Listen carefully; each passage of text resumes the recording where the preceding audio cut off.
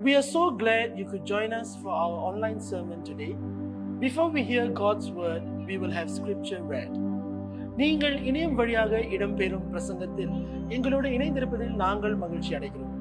ஆண்டவருடைய வார்த்தையை கேட்பதற்கு முன்பாக வேத வாசிப்பு வாசிக்கப்படும். கர்த்தருக்கு ஸ்தோத்திரம். இன்று தேவ செய்திக்கென்று எடுத்துக்கொள்ளப்பட்ட வேத பகுதி 2 பேதுரு 1 அதிகாரம் வசனங்கள் 16 21 வரை.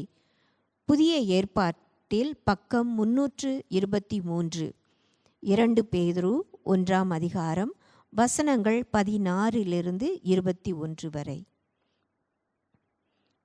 நாங்கள் தந்திரமான கட்டுக்கதைகளை பின்பற்றினவர்களாக அல்ல, அவருடைய மகத்துவத்தை கண்ணார கண்டவர்களாகவே நம்முடைய கர்த்தராகிய இயேசு கிறிஸ்துவின் வல்லமையையும் வருகையையும் உங்களுக்கு அறிவித்தோம். இவர் என்னுடைய நேசகுமாரன், இவரிடத்தில் பிரியமாய் இருக்கிறேன் என்று சொல்லுகிற சத்தம் உன்னதமான மகிமையிலிருந்து அவருக்கு உண்டாகி, பிதாவாகிய தேவனால் அவர் கனத்தையும் மகிமையையும் பெற்றபோது அவரோடே கூட நாங்கள் பரிசுத்த பர்வதத்தில் இருக்கையில் வானத்திலிருந்து பிறந்த அந்த சத்தத்தை கேட்டோம். அதிக உறுதியான தீர்க்க தரிசன வசனமும் நமக்கு உண்டு. பொழுது விடிந்து விடிவெள்ளி உங்கள் இருதயங்களில் உதிக்கும் அளவும் இருளுள்ள ஸ்தலத்தில் பிரகாசிக்கிற விளக்கை போன்ற அவ்வசனத்தை கவனித்திருப்பது நலமாயிருக்கும். வேதத்தில் உள்ள எந்த தீர்க்க தரிசனமும் சுய தோற்றமான பொருளை உடையதாய் இராதென்று நீங்கள் முந்தி அறிய வேண்டியது. தீர்க்க தரிசனமானது ஒரு காலத்திலும் மனுஷருடைய சித்தத்தினாலே உண்டாகவில்லை. தேவனுடைய பரிசுத்த மனுஷர்கள் பரிசுத்த ஆவியினாலே ஏவப்பட்டு பேசினார்கள். ஆமேன். இது தேவனுடைய வசனம். நாம் யாவரும் சேர்ந்து சொல்வோம், தேவனுக்கு ஸ்தோத்திரம். பிரியமானவர்களை, நாம் ஜெபம் செய்வோமாக. Let us pray. ஆண்டவரே, இந்த நாளிலே உம்முடைய வார்த்தை மூலமாக நீர் எங்களோடு பேசுவீராக. Lord, we pray that you would speak to us through your word. Instruct us, Lord, and inspire us through your word. உம்முடைய வார்த்தை மூலமாக நீர் எங்களை உற்சாகப்படுத்துவீராக. கற்றுக்கொள்ளக்கூடிய காரியத்தை நீர் பகிர்ந்து கொள்வீராக.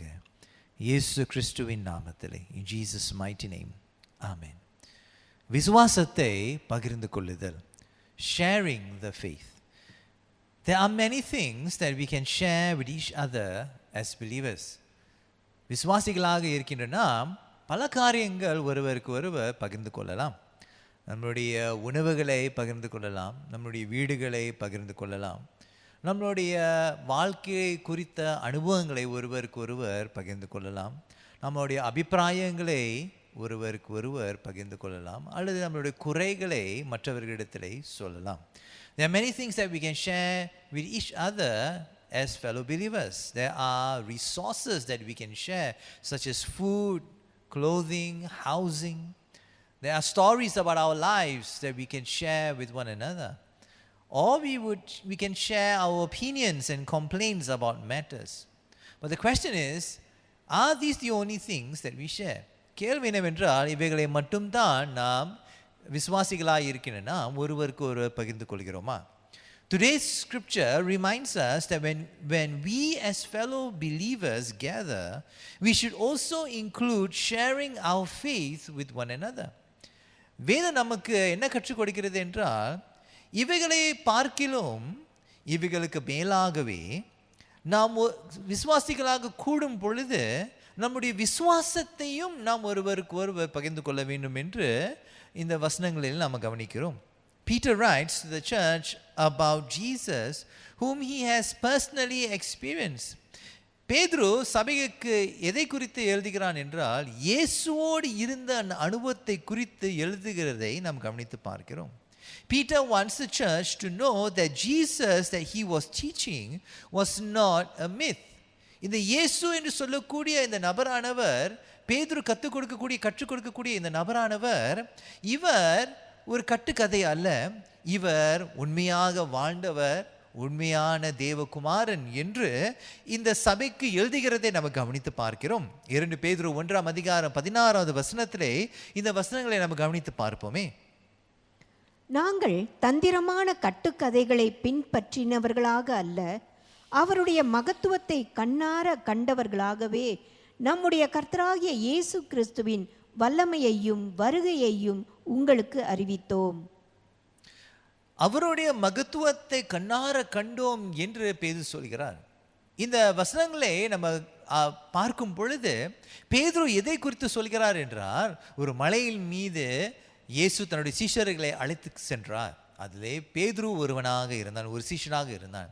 அந்த மலையிலே இயேசு மறுரூபமாகிற அந்த காட்சியை பேதுரு கவனித்தான் அல்லவா? அதைத்தான் இங்கு பேதுரு அவருடைய மகத்துவத்தை கண்ணார கண்டோம் என்று பேதுரு இங்கு விளக்குகிறார். Now Peter recounts the incident on a high mountain where he was with Jesus and he saw Jesus transfigured, transformed before their very eyes. Peter did not just see the transfiguration.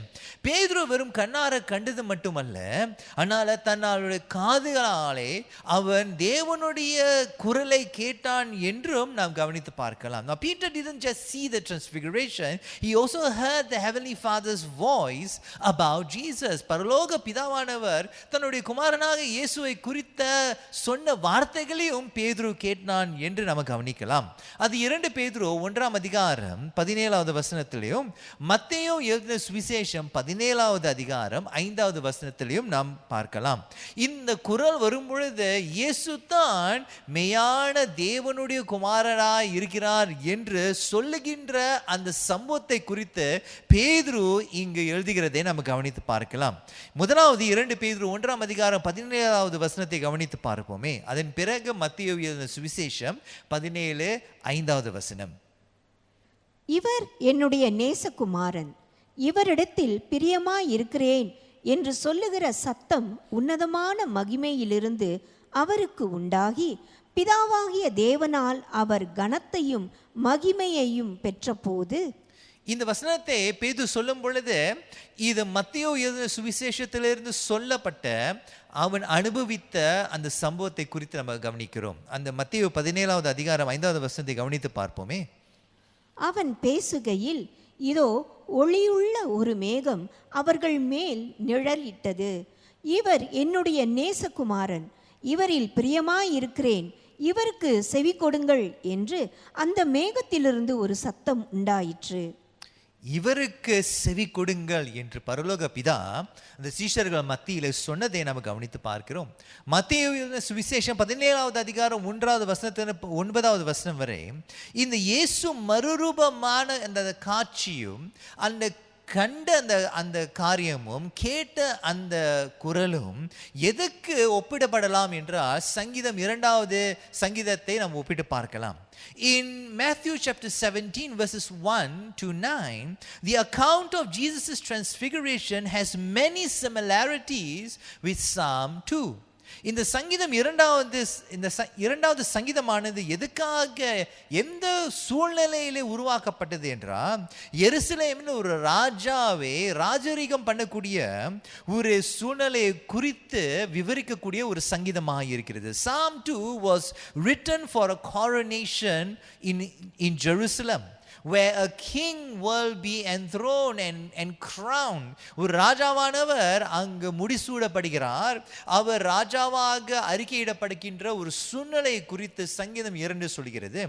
ஆனால் நம்ம பழைய ஏற்பாட்டிலே கவனித்து பார்க்கும் பொழுது சங்கீதம் 2 சொல்லக்கூடிய அந்த காரியங்கள் கவனிக்கப்படுவதில்லை, சரித்திரத்திலே கவனிக்கப்படவில்லை.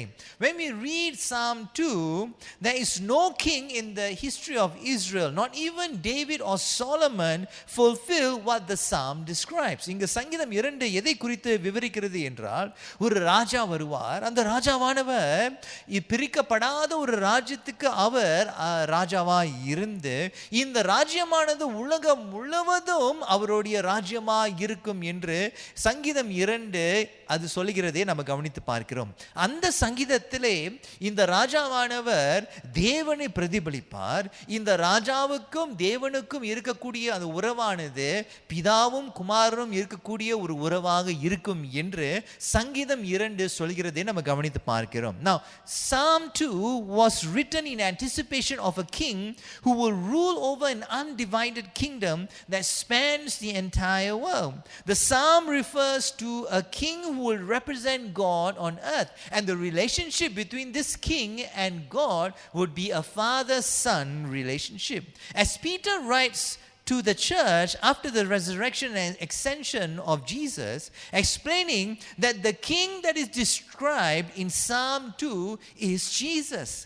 இங்கு பேதுருவானவர் இந்த வசனத்தை இந்த சபைக்கு எழுதும் பொழுது இயேசு உயிர்த்தெழுந்து பரலோகத்துக்கு எடுக்கப்பட்ட பிறகு பேதுரு என்ன சொல்கிறார் என்றால், அந்த காட்சியை நான் கண்டேன் அல்லவா, அந்த சத்தத்தை கேட்டேன் ஆண்டவா, அது சங்கீதம் 2 நிறைவேற்றக்கூடிய ஒரு காட்சியாக ஒரு சம்பவமாக இருக்கிறது. அங்கு சங்கீதம் 2 விவரிக்கப்பட்ட அந்த ராஜா மெய்யாகவே இயேசு தான் என்று இங்கு பேதுரு சொல்கிறதை நம்ம கவனித்து பார்க்கலாம். Peter saw Jesus' brilliance on the mountain and is certain that Jesus fulfills the prophecy that God will raise a king who will save his people on earth. பேதுரு அந்த மறுரூப காட்சியை பார்த்த பிறகு சபைக்கு என்ன எழுதுகிறார் என்றால், இந்த பழைய ஏற்பாட்டில் இருக்கக்கூடிய இந்த தீர்க்க தரிசனம், இந்த சங்கீதத்தில் எழுதப்பட்ட அந்த சங்கீதம் 2 சொல்லப்பட்ட அந்த காரியமானது மெய்யாகவே இயேசுனுடைய வாழ்க்கையில் தான் அது நிறைவேறியது என்று பேதுரு சொல்கிறார். அவர் தான் இந்த பூமி முழுவதையும் ஆளுகை செய்வார் என்று பேதுரு இந்த சபைக்கு விவரிக்கிறதை நம்ம கவனித்து பார்க்கிறோம். Peter also had a personal encounter with Jesus, with the resurrected Jesus, who encouraged him after Peter had denied him. பேதுரு இயேசுவை மறுதலித்த பிறகு உயிர்த்தெழுந்த இயேசு அவனை சந்தித்த அனுபவத்தை எல்லாம் குறித்து யோசித்து பார்க்கும் பொழுது மெய்யாகவே இயேசு தான் இந்த பழைய ஏற்பாட்டில் சொல்லப்பட்ட ராஜாவாக இருக்கிறார் என்று பேதுரு இந்த சபைக்கு சொல்கிறதை நம்ம கவனித்து பார்க்கிறோம். தன்னுடைய அனுபவம் மூலமாக அவர் இந்த வார்த்தைகளை சொல்கிறதை நம்ம கவனித்து பார்க்கிறோம். Peter explains all of this from his personal experience, from his personal encounter with Jesus. But Peter doesn't stop there. Peter goes on to say that the church must also pay attention to scriptures that will show them the way when they are confused. பேதுரு என்ன சொல்கிறார் என்றால், நீங்கள் குழப்ப நிறைந்த நாட்களில் நீங்கள் கடந்து செல்லும் பொழுது, அதிக குழப்பத்தோடு நீங்கள் இருக்கும் பொழுது, நீங்கள் எதுக்கு நீங்கள் அதிகமாக முக்கியத்துவம் கொடுக்க வேண்டும் என்றால், தேவனுடைய வார்த்தைக்கு நீங்கள் அதிகமாக முக்கியத்துவம் கொடுக்க வேண்டும். என்னுடைய சாட்சிக்கு மட்டும் நீங்கள் முக்கியத்துவம் கொடுக்க கூடாது. இயேசு மெய்யாக தேவனா இருக்கிறார் என்று என்னுடைய சாட்சிக்கு மட்டும் நீங்கள் முக்கியத்துவம் கொடுக்க கூடாது. அதுக்கு மேலாக நீங்கள் தேவனுடைய வார்த்தைக்கும் நீங்கள் முக்கியத்துவம் கொடுத்து இயேசு தான் தேவன் என்று நம்பக்கூடிய விதத்திலே நீங்கள் அதை வாசித்து நீங்கள் நம்ப வேண்டும் என்று பேதுரு சொல்கிறதை நம்ம கவனித்து பார்க்கிறோம். இதை 2 பேதுரு 1 அதிகாரம் 19வது வசனத்தில் நம்ம கவனித்து பார்க்கலாம். அதிக உறுதியான தீர்க்க தரிசன வசனமும் நமக்கு உண்டு.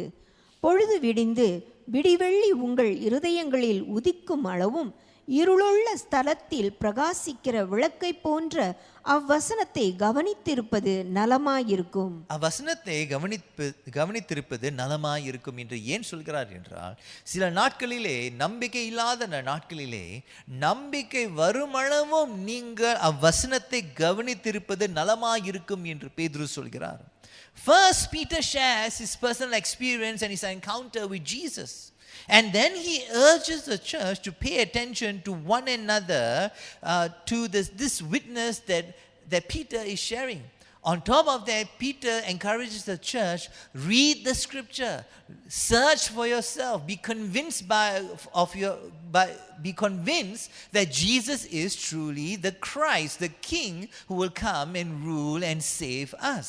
பேதுரு என்ன சொல்கிறார் என்றால், தன்னுடைய சொந்த அனுபவத்தின் மூலமாக அவர் சொல்கிறார், இயேசு தான் பழைய ஏற்பாட்டிலே சொல்லப்பட்ட ராஜாவாய் இருக்கிறார் என்று தன்னுடைய சபைக்கு சொல்கிறதை நம்ம கவனித்து பார்க்கிறோம். அதுக்கு மேலாக அவர் என்ன சொல்கிறார் என்றால், நீங்க தேவனுடைய வசனத்தையும் நீங்கள் வாசிங்கள். அந்த வாசித்து நம்பும் அளவும் நீங்கள் தொடர்ந்து நீங்கள் வாசித்து கொண்டே இருக்க வேண்டும் என்று நீங்கள் கவனித்து இருப்பது நலமாய் இருக்கும் என்று பேதுரு சொல்கிறதை நாம் கவனித்து பார்க்கிறோம். Peter states the scripture was not written for the prophet's personal benefit with personal interpretation. பேதுரு என்ன சொல்கிறார் என்றால், பழைய ஏற்பாட்டில் இருக்கக்கூடிய தீர்க்கதரிசனங்கள் எதற்காக எழுதப்பட்டது என்றால், இந்த தீர்க்கதரிசனுடைய தன்னுடைய சொந்த சுயமாக எழுதவில்லை. அது மட்டுமல்ல, தன்னுடைய சொந்த நன்மைக்காக அவர் எழுதவில்லை. அவர் தேவனால் நடத்தப்பட்டதினாலே அந்த தீர்க்கதரிசியானவர் இந்த தீர்க்கதரிசன வசனங்களை சொல்லியிருக்கிறார். ஆகையால் அதற்கு நீங்கள் கவனமாக கேளுங்கள், கவனித்து இருப்பது நலமாயிருக்கும் என்று பேதுரு சொல்கிறதை நம்ம கவனித்து பார்க்கலாம். 2 பேதுரு 1ஆம் அதிகாரம் 20-21 வசனத்தை கவனித்து பார்ப்போமே. வேதத்தில் உள்ள எந்த தீர்க்க தரிசனமும் சுய தோற்றமான பொருளை உடையதாய் இராதென்று நீங்கள் முந்தி அறிய வேண்டியது. தீர்க்க தரிசனமானது ஒரு காலத்திலும் மனுஷருடைய சித்தத்தினாலே உண்டாகவில்லை. தேவனுடைய பரிசுத்த மனுஷர்கள் பரிசுத்த ஆவியினாலே ஏவப்பட்டு பேசினார்கள். இந்த வசனங்களை நீங்கள் வாசிக்கும் பொழுது வெறும் மனிதர்களாலே எழுதப்பட்ட வசனங்களாக நீங்கள் கவனித்து பார்க்காதபடிக்கு தேவன் தாமே, தேவனுடைய பரிசுத்த ஆவியானவர் தாமே ஏவப்பட்டு இவர்கள் பேசி இதை எழுதியிருக்கிறார்கள் என்று பேதுரு இந்த சபைக்கு சொல்கிறதை கவனித்து பாருங்களேன். He turns the attention of the church to scripture. He first tells them to take notice of his own personal experience with Jesus. And then he goes on to tell them, read the scriptures for yourself and be convinced that Jesus is Christ. முதலாவது பேதுரு என்ன செய்கிறார் என்றால், என்னுடைய அனுபவத்தை, நான் இயேசுவோடு வைத்திருந்த அந்த அனுபவத்தை கவனித்து பாருங்கள். மெய்யாகவே நான் சொல்கிறேன், அவர் தான் தேவனுடைய குமாரனாக இருக்கிறார். அதுக்கு மேலாக நீங்க தீர்க்கதரிசன வசனங்களை நீங்க வாசித்து பாருங்கள், தேவனுடைய வார்த்தையை கவனித்து பாருங்கள். தேவனுடைய வார்த்தையை நீங்க கவனித்து பார்க்கும் பொழுது மெய்யாகவே பழைய ஏற்பாட்டிலே சொல்லப்பட்ட தீர்க்கதரிசனங்களுடைய நிறைவு இயேசுனுடைய வாழ்க்கையில் தான் இருக்கிறது என்று நீங்களே வாசித்து பாருங்கள். நம்பக்கூடிய விதத்திலே வாசித்து பாருங்கள், நம்பும் அளவும் வாசித்து பாருங்கள் என்று பேதுரு சொல்கிறதை கவனித்து பார்க்கலாம். Now there's much that we can learn from Peter's communication to the church. பேதுரு இந்த சபையோடு சொல்லப்பட்ட இந்த வார்த்தையிலே நாம் அதிகமாக பாடங்களை கற்றுக்கொள்ளலாம். Sharing food, sharing life experiences, other things is good because it helps us to connect with one another. நாம் ஒருவருக்கு ஒருவர் உணவும் வீடும் நம்மளுடைய அனுபவங்களும் மற்றவைகள் எல்லாமே பகிர்ந்து கொள்வது நன்மையான காரியங்கள். ஏனென்றால் இவைகள் மூலமாக நாம் இணைக்கப்படுகிறோம். ஆனால் விசுவாசிகளாக இருக்கின்ற நீங்களும் நானும் தேவனுடைய வார்த்தையினாலே நாம் உற்சாகப்படப்படுகிறோம். எதை செய்ய வேண்டும் என்று உற்சாகப்படப்படுகிறோம் என்றால், நம்மளுடைய சொந்த அனுபவங்கள், நாம் இயேசுவோடு வைத்திருக்கின்ற அனுபவங்களை நாம் ஒருவருக்கு ஒரு பகிர்ந்து கொள்ள வேண்டும் என்று பேதுரு ஒரு எடுத்துக்காட்டாக இருக்கிறார். Now Peter is a prime example of how, as a believer, you and I should share our personal encounters with Jesus with one another to stir each other's faith, to encourage one another. ஒருவர் உற்சாகப்படுத்தும்படியாக, அனல் மூட்டும்படியாக நம்முடைய இயேசுவோடு வைத்திருக்கின்ற அனுபவங்களை நாம் ஒருவருக்கு ஒரு பகிர்ந்து கொள்ள வேண்டும் என்று பேதுரு நமக்கு ஒரு எடுத்துக்காட்டாக இருக்கிறார். But as believers also, you and I, in our interaction with one another, should steer each other back to scripture. இந்த உரையாடல் மூலமாக ஒருவருக்கு ஒருவர் இருக்கக்கூடிய சீஷர்களுக்கு மத்தியில் இருக்கக்கூடிய அந்த உரையாடல் எதை மறுபடியுமாக நடத்தி செல்ல வேண்டும் என்றால், எதனை கவனம் செலுத்த வேண்டும் என்றால், நம்முடைய உரையாடலானது தேவனுடைய வார்த்தைக்கு முதலிடம் கொடுக்கும்படியான ஒரு உரையாடலாக இருக்க வேண்டும். பல காரியங்கள் பகிர்ந்து கொள்ளலாம், ஆனால் நம்மளுடைய தனிப்பட்ட அனுபவங்கள், இயேசுவோடு வைத்திருக்கின்ற அனுபவங்களும் தேவனுடைய வார்த்தையும் அந்த பகிர்ந்து கொள்ளுதலே ஒன்றாக இருக்க வேண்டும். விசுவாசத்தை ஒருவருக்கு ஒருவர் பகிர்ந்து கொள்ள வேண்டும் என்று இங்கு பேதுரு இந்த சீஷர்கள் மத்தியிலே, சபையில் இருக்கக்கூடிய சீஷர்களுக்கு மத்தியிலே இவர் இந்த வார்த்தைகளை சொல்கிறதை நம்ம கவனித்து பார்க்கிறோம். Peter here is saying this to the group of believers. He's not saying this to you should share your faith outside, but here Peter is saying you should share your faith with one another, stir one another, encourage one another, and turn each other's attention to scripture and to Jesus. இயேசுவினிடத்திலும் தேவனுடைய வார்த்தையிலே இயேசு இருக்கிறார் என்று கவனிக்க விதத்தில் நீங்களும் நானும் நம்முடைய விசுவாசத்தை பகிர்ந்து கொள்ள வேண்டும் என்று நாம் பேதுரு சொல்கிறதை கவனித்து பார்க்கிறோம். In 2 Peter 1:16-21, Peter also teaches that a Christian life cannot be lived in isolation. இந்த 2 பேதுரு 1ஆம் அதிகாரம் 16வது வசனத்திலிருந்து 21வது வசனம் வரை இன்னொரு காரியத்தை கற்றுக்கொள்ளலாம் என்றால், ஒரு கிறிஸ்தவனானவன் தனித்து இருந்து ஒரு கிறிஸ்தவனாக வாழ முடியாது. ஏனென்றால் இந்த வார்த்தைகள் தனித்து இருக்கக்கூடிய கிறிஸ்தவர்களுக்கு எழுதவில்லை, சபையில் இருக்கக்கூடியவர்களுக்கு எழுதுகிறார். தனித்து இருப்போம் என்றால் யாரிடத்திலே பகிர்ந்து கொள்வோம்? ஆகியால பேதுருடைய வார்த்தையில் என்ன கவனிக்கிறோம் என்றால், நாம் எப்பொழுதுமே ஒரு விசுவாச சமுதாயத்தில் ஒன்றவர்களாக இருக்க வேண்டும். Peter here encourages us not to live in isolation, because it's not possible to encourage and spur one another in isolation. But here Peter is saying, be found in the community of faith and stir one another's faith by sharing your personal testimony and encounter with Jesus, and to stir one another and steer each other back to scripture, to see Jesus in the scripture. இயேசு தேவனுடைய வார்த்தையில இருக்கிறார் என்று ஒருவர் உற்சாகப்படுத்த வேண்டும். தனித்து இருப்போம் என்றால் இவைகளை நம்மளால் செய்ய முடியாது. Today, what are our conversations about when we meet? நாம் ஒன்றாக கூடும் பொழுது நம்மளுடைய உரையாடலிலே எது அதிகமாக இருக்கிறது? உணவை குறித்தா, அனுபவங்கள், வாழ்க்கையின் அனுபவங்களை குறித்தா, வீடை குறித்தா, குறைகளை குறித்தா, அல்லது நம்முடைய விசுவாசத்தில் அந்த உரையாடலை ஒன்றாக இருக்கிறதா? What do we gather?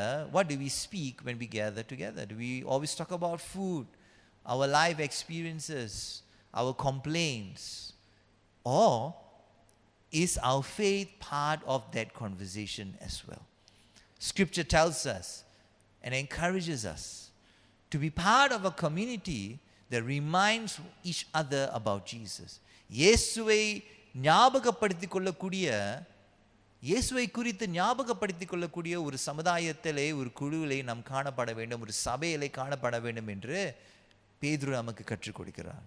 May our testimonies of Jesus' goodness, and may we also steer people to the testimony of Scripture that talks about Jesus. May we be that testimony, my friends. நாம் இயேசு உயிரோடு இருக்கிறார், இயேசு செய்த காரியங்களுக்கு நாம் சாட்சிகளாக ஒருவருக்கு ஒருவர் விசுவாசிகள் மத்தியிலே சாட்சிகளாக இருக்க வேண்டும். அதே வேளையிலே தேவனுடைய வார்த்தையாக இருக்கின்ற அந்த சாட்சியையும் கவனித்து இருப்பதற்கு நலமாய் இருக்கும் என்று பேதுரு சொல்கிறாரே, அதை ஒருவர் கவனித்து பார்க்கும்படியாக உற்சாகம் உள்ள ஒரு குழுவிலே நீங்களும் நானும் காணப்பட வேண்டும் என்று பேதுரு சொல்கிறார். இந்த நாளிலே என் அன்பு சகோதரனே, சகோதரியே, எந்த ஒரு சபைக்கும் நீ செல்லாமல் நீ இருக்கிறாயா? தனித்து இருப்பது நல்லது அல்ல. சபை கூடுவதிலே வராமல் இருப்பது அது நல்லது அல்ல.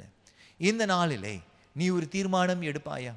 ஒரு சபைக்குள்ளாக சென்று நீண்ட நாட்களாக நிலைத்திருந்து அந்த சபையிலே நிலைத்திருந்து கனி கொடுத்து ஒரு ஆசீர்வாதமாக இருந்து நீ பலருக்கு ஒரு சாட்சியாக அந்த சபையிலே நீ இருப்பாயா?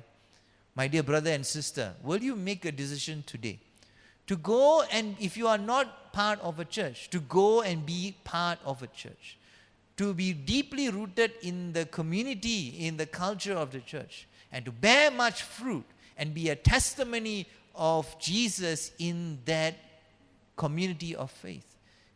Our Lord is encouraging you through scripture today. இந்த நாளிலே தேவனுடைய வார்த்தை மூலமாக உங்களை உற்சாகப்படுத்துகிறார். நீ இந்த தீர்மானத்தை நீ எடுப்பாயா? Will you make this decision today? Let us pray. இந்த நாளிலே என் அன்பு சகோதரனுக்காகவும் சகோதரிக்காகவும் ஜெபிக்கிறேன். ஆண்டவரே, நீர் இந்த நாளிலே எங்களை ஞாபகப்படுத்தி இருப்பதற்காக நன்றி. ஒரு சாட்சியாக இருப்பதும் உம்முடைய வார்த்தையாக இருக்கின்ற சாட்சிக்கு முக்கியத்துவம் கொடுப்பதிலும் அவனமான ஒரு வாழ்க்கையை வாழ நீர் எங்களை உற்சாகப்படுத்தி இருப்பதற்காக நன்றி. இந்த நாளிலே எந்த ஒரு சபைக்கும் செல்லாமல் அல்லது நீண்ட நாட்களாக சபைக்கு செல்லாத என் அன்பு சகோதர சகோதரிகளுக்காக ஜெபிக்கிறேன். இந்த நாளிலே ஒரு தீர்மானம் எடுத்து ஒரு சபையிலே நிலைத்திருந்து கனி கொடுத்து உம்மை குறித்த இயேசுவே உம்மை குறித்த சாட்சிகளாக இருக்க, பலனுள்ள ஒரு சாட்சியாக இருக்க நீ நடத்தி செல்லும்படியாக ஜெபிக்கிறேன் இயேசு கிறிஸ்துவின் நாமத்தில். In Jesus mighty name. Amen. We hope you have been blessed by the word of God today. If you have any questions after hearing the sermon today or need someone to talk to, please contact our church office. We would like you to know that you are not alone and that we as a church are willing to journey with you. We hope to be a safe space where you can grow in Christ as a person. We hope you have a great week. God bless you. பிரசங்கத்துக்கு பிறகு தேவனுடைய வார்த்தையால் நீங்கள் ஆசீர்வதிக்கப்பட்டீர்கள் என நம்புகிறோம். பிரசங்கத்தை கேட்ட பிறகு உங்களுக்கு ஏதேனும் கேள்விகள் இருந்தால் அல்லது யாரிடமாவது பேச வேண்டும் என்றால் எங்கள் சபை அலுவலகத்தை தொடர்பு கொள்ளுங்கள். நீங்கள் தனிமையில் இல்லை என்றும் உங்களோடு சேர்ந்து பயணம் செய்ய நாங்கள் சபையாக முன்வருகிறோம் என்பதை நீங்கள் அறிய வேண்டும் என்று நாங்கள் விரும்புகிறோம். நீங்கள் கர்த்தருக்குள் ஒரு நபராக வளர்ச்சி அடைவதற்கு உங்களது பாதுகாப்பான இடமாக நாங்கள் இருக்க விரும்புகிறோம். இந்த வாரம் உங்களுக்கு சிறந்த வாரமாக அமையட்டும். ஆண்டவர் உங்களை ஆசீர்வதிப்பாராக.